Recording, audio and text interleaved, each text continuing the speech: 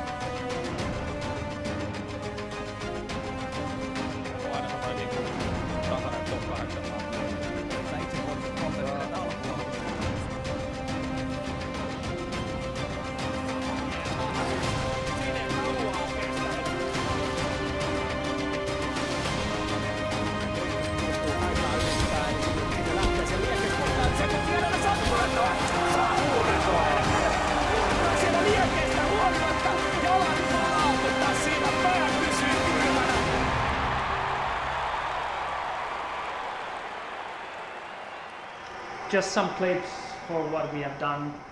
We have made this for 2 years, eSports thing, and we have done it for 2 years.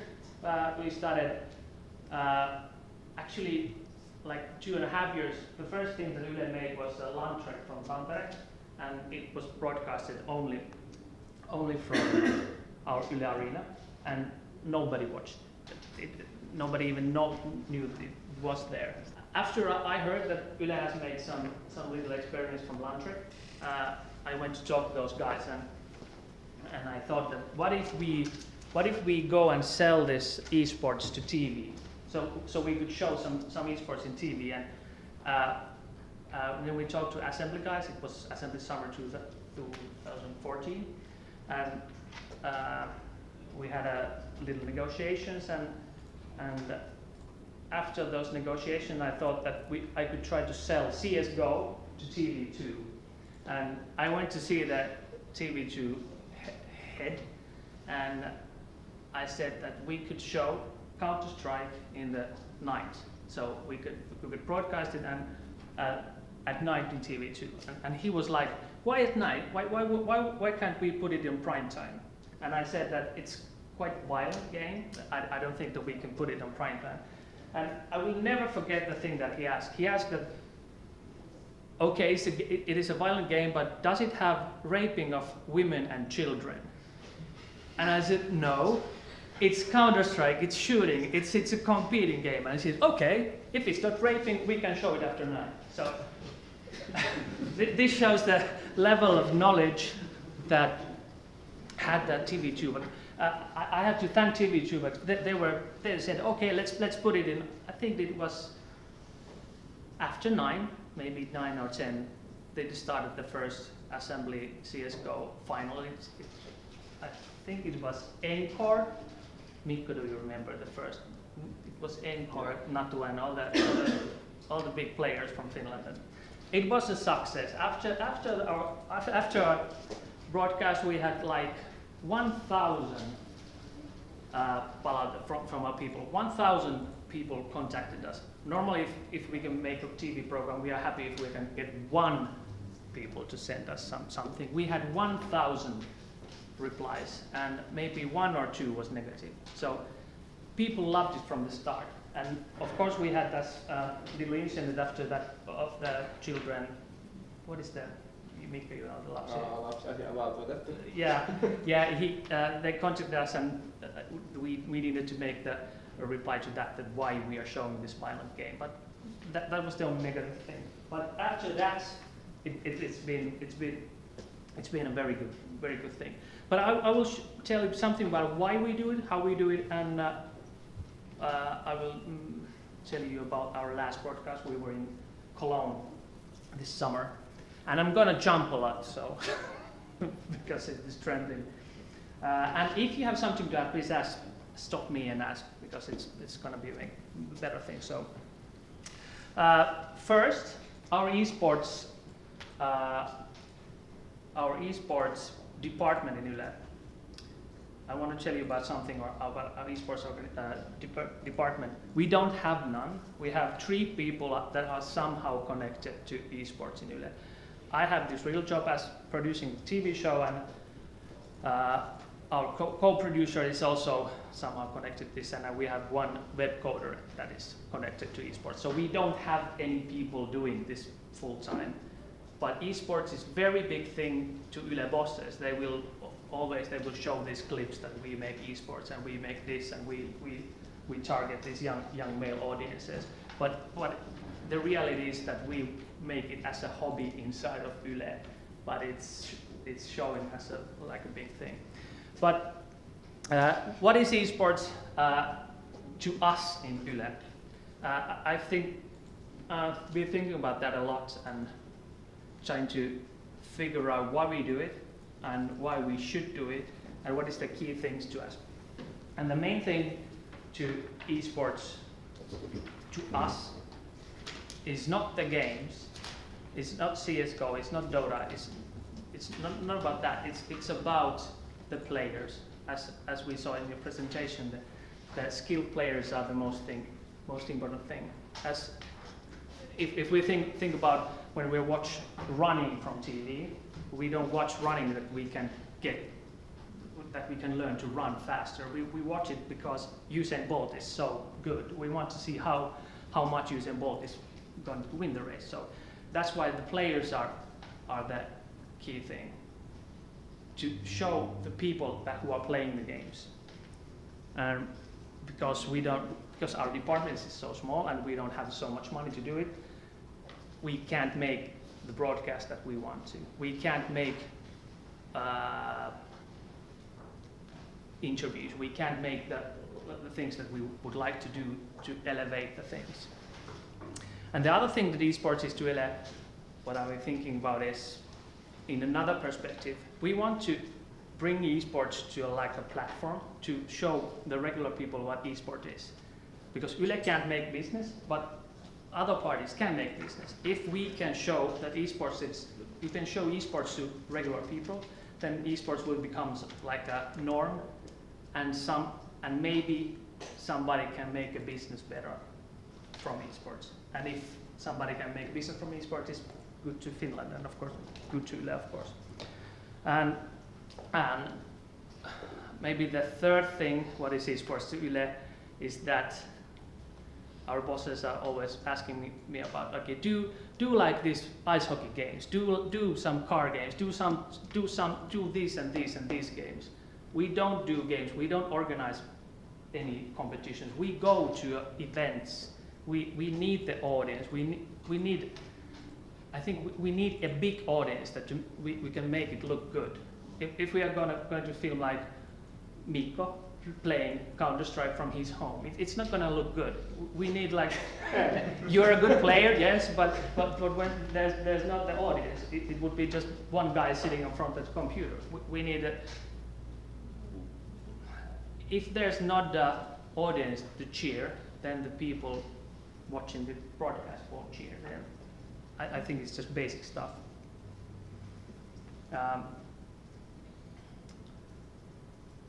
And to jump, I'm jumping on that, but about the games, of course, coming down to the players. Norway, I don't know if you know, Norway is crazed about chess. They watch chess online for hours, and chess is not it is a competitive game, but it's not a fast game. But they have this chess broadcast for 6 hours. And why do Norwegians watch chess? Because there's this 19-year-old, is he not 20-year-old Norwegian guy who's the world championship in chess. So it's not about the games. It's all about the people. If you can elevate people, if you're gonna be a great star but you're not a good player, it's enough. People want to see you play. That's my shortcut to the sea. Yeah. Yeah. But this is not important. I can tell you a little about things that we have done. Here you can see the lunch track that I said that nobody saw these. Nobody, even our people on YLE didn't know that we are making eSports. After we put it in the TV and it's kind of exploded. We don't have all the numbers here, but like the most interesting things here are that we have made a lot of big events from Counter-Strike and every of that. But we made one collaboration with Xbox and we showed NHL Finnish championships. And we kind of asked Xbox to organize it so we could show it. And Viestintävirasto liked it very much, but we didn't get any things about that. But the NHL tournament was on New Year's Day, and we got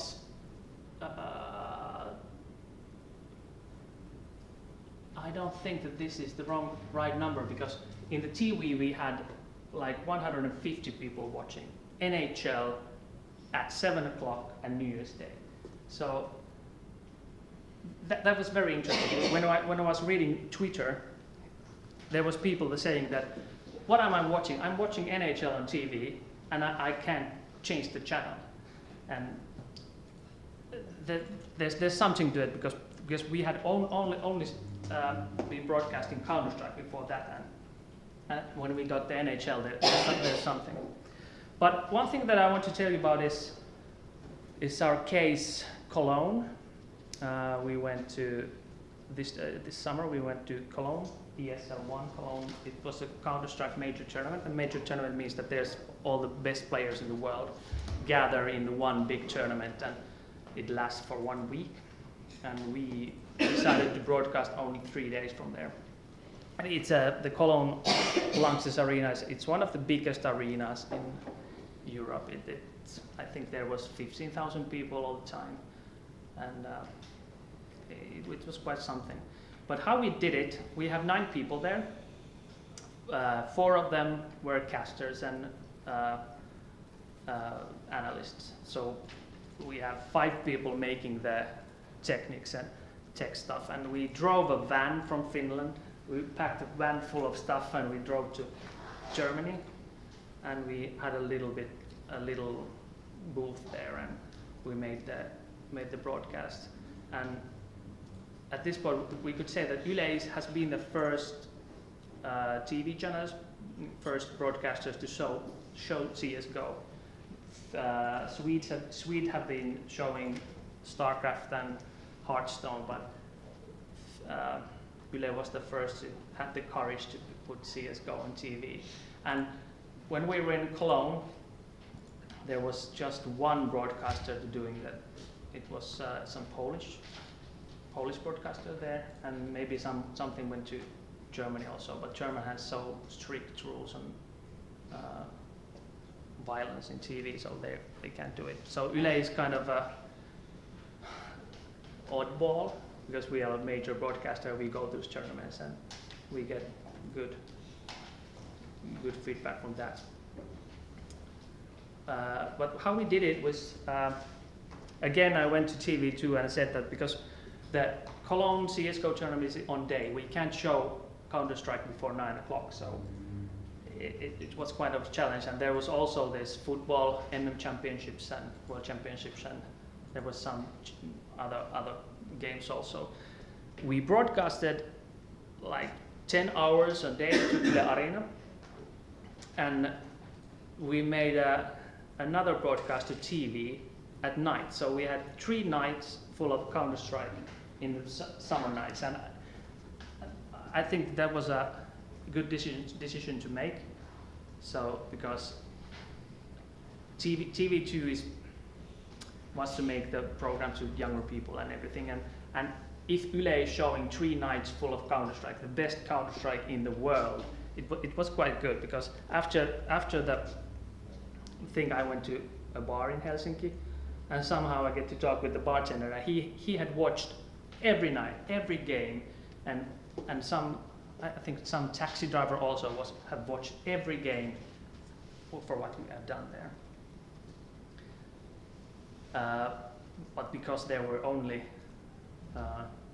5 of us who was making the tech stuff, our broadcast was not good as we would wanted. We couldn't make any interviews, we couldn't make any behind the scene things or anything, so we just broadcasted the things that ESL gave us. Sometimes we have done that. We have our own directors, in-game directors. We have like 15 people there. We have our own computers, and we have our own in-game directors and own TV directors. But at this time we just took the ESL feed and put our casters and all the other stuff on top of that. Because we have made a couple of events from Finland. We make our studios in Finland, and we take the feed from, except from Cologne or Sweden, and then our casters are in Finland, and we make everything from Finland. But it don't work. It actually, because if we see this was a very expensive thing to us to make. DreamHack Winter, we made it from Tampere. I recall that we were in the Virtu studio. We had made this Counter-Strike studio, and all the casters were in Finland, and it lacked the feeling. There was nobody watching it, and it was very expensive to make because of the license and everything.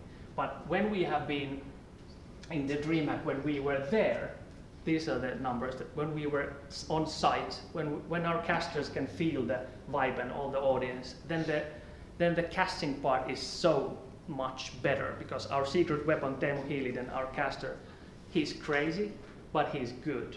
And if Teemu is on fire, then our broadcast is on fire also. So that's why we were there. Of course, it's very expensive to put 9 people there, but what was the outcome of that? When the finals were on Sunday, yes, and on Sunday there were also the finals from the Football World Championships. So, and when the finals ended, it was a very long broadcast of football. Yeah, it just kept on going and going. But after the football ended and our final match started from Cologne, we had 500,000 people watching Counter-Strike for 15 minutes. And after the first 15 minutes, we had 2,015 people. 250,000 people watching Counter-Strike because they were first watching the football. And after we got the peak there, after 1 hour we had little under 100,000, and the clock was about 2 o'clock at night, and we had about 100,000 people watching Counter-Strike there.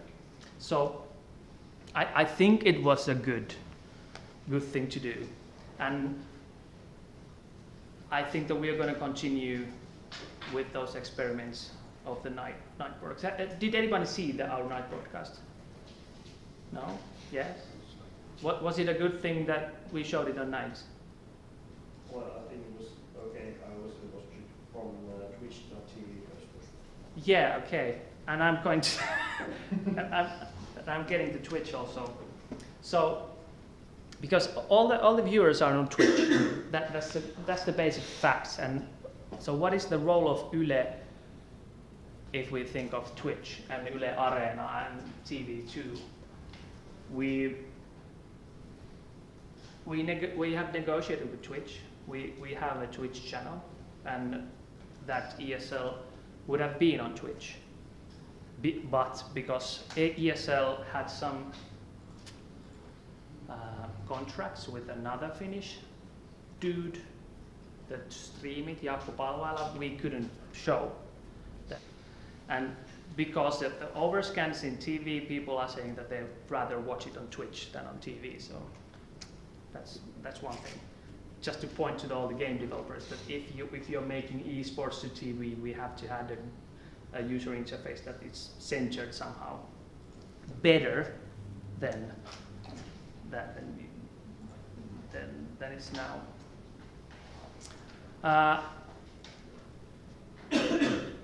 Actually, one point to Erkka's presentation and yours. I want to point out, this is another presentation slides, but I want to point out the demographics that I watch, try to investigate who is watching our stream and the Switch streams.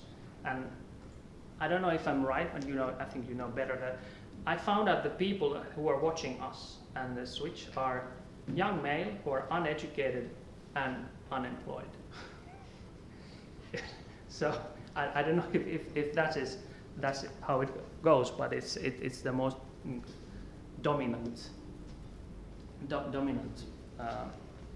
viewer, because young males if I watch our viewers, they are just young males, but in those Twitch surveys they say that they are also unemployed and uneducated, so don't know. A couple of words still. The Finnish scene that Erkka talked about. From YLE's perspective, we don't have a Finnish scene. We have a couple of teams, and we have one player. We have Allu. Maybe Allu is the only player in Finland. And now Allu is not playing in Finland, so we can't even make something. We can't use him in our broadcasts. And maybe it will grow, because we have two CS:GO teams in Finland that we are sometimes watching, and the ENS is so good compared to the other. Actually, what is that name of Slava's team at the moment doing? I don't Yeah, the name changed, so that's the problem in Finnish CS, because all the teams are changing all the time. If the players are changing all the time, the regular viewers can't keep up with the changes. So I don't think that's a good thing. But one thing, what we are going to do in the future, we don't know. YLE is facing big challenges now, and maybe we know something more about YLE's situation in this month, if YLE is going to cut something off. I don't think that our little department will go on, but we'll see. But if we are going to continue to next year, we're going to make Counter-Strike as long as it will be popular, and maybe we'll somehow investigate the sim racing part, because we get so good feedback on the NHL scene. So if a regular sport game is such a popular, why wouldn't some e-racing be? But e-racing it's very dull to watch, in my opinion. There's people just sitting in chairs, and there are no audience anywhere, and it's like 2 hours cars circulating without the fear of danger. Yes? Why not Hearthstone? Yeah, we have thought Hearthstone, but the way that we do our broadcast is we do it to a bigger audiences. When we do CSGO, we don't do CSGO to CSGO fans. We make CSGO to their casual players and their parents. We have to make the games very easy to see. And once we broadcasted the international Dota 2, and even I couldn't understand anything about the commentary. There was like this 15-minute part that I couldn't understand one word from our commentary. So and I played a little bit of Dota, and if I can't understand, I don't think that my father would understand it. So. Yeah, but Dota is more complex. Yeah, Dota is more complex, but Hearthstone has been in our some plans when we have broadcasted Hearthstone from assembly a couple of times, but not in the bigger tournaments. No. I was going to say, is this the key to kind of making it more of like a spectator sport along the lines of traditional sports, like the accessibility? People can understand these NHL games, Counter-Strike much easier than they can understand Dota, for example. And whilst Hearthstone might well be a great game and a great eSports game, it's maybe the key to moving out of the niche that it is to becoming a mainstream sport. Yeah. We have 2 things. If we're going to broadcast something to our TV, it has to be very simple. Counter-Strike is the players have guns and they shoot.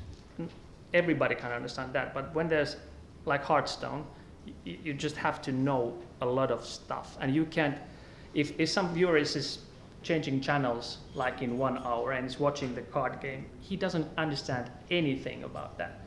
And that's why if we broadcast like international Dota 2 or Hearthstone, we will put it on YLE Arena, and our commentary and casting will be to fans. If we put it on TV, we have to change the language. Our Counter-Strike language is more simplified. We say police and we say terrorists, like, because even though they are CT and terrorists, we have to like adapt when we're doing TV. And that's one thing that why we have done Hearthstone to TV. But that's our plans. If we have more money, we will make more content. Do you have anything to ask about those broadcasts? I think I have forgotten a lot of things to say. So here. No. Yes. Okay. I thank you. And actually, I have to go to our Noin viikon uutiset shooting because we are making the program today. But thank you.